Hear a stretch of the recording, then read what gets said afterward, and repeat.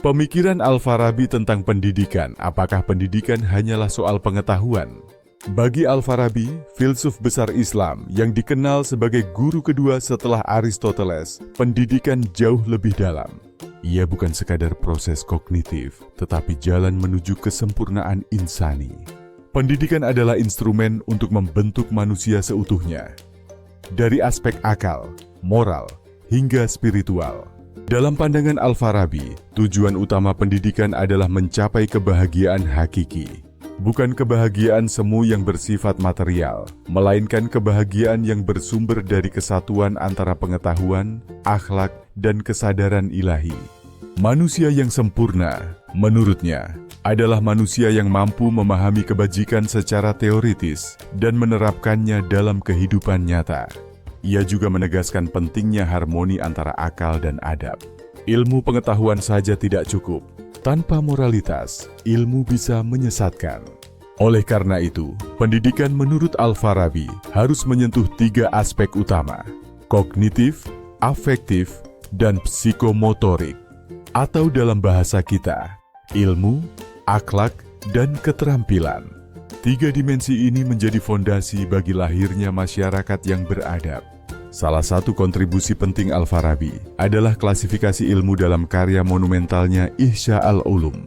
Ia membagi ilmu menjadi 3 kelompok besar: metafisika, matematika, dan ilmu alam. Klasifikasi ini menjadi pijakan penting dalam merancang kurikulum pendidikan yang menyeluruh dan seimbang. Tidak hanya berorientasi agama, tetapi juga sains dan seni. Namun, pendidikan yang ideal tak akan berjalan tanpa sosok guru yang ideal.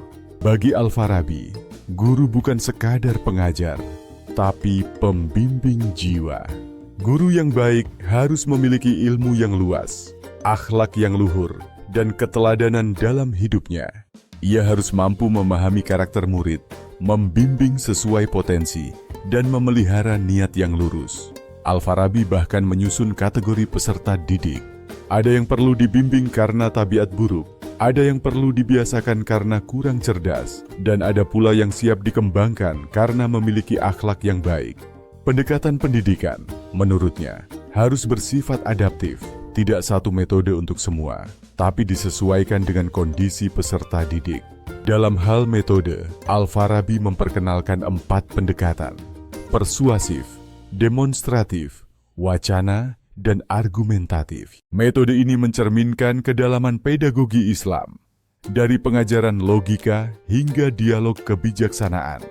Pendidikan bukan hanya tentang ceramah satu arah, tapi juga diskusi yang membuka ruang berpikir dan refleksi. Pemikiran Al-Farabi memberi pesan kuat bagi kita hari ini, bahwa pendidikan adalah proses memanusiakan manusia, bukan sekadar mencetak lulusan. Ia adalah perjalanan menuju kebajikan, dengan akal sebagai kompas dan akhlak sebagai pijakan. Maka, mari kita lihat kembali. Apakah sistem pendidikan kita hari ini sudah selaras dengan visi Al-Farabi? Sudahkah kita mendidik dengan hati, bukan hanya mengajar dengan mulut?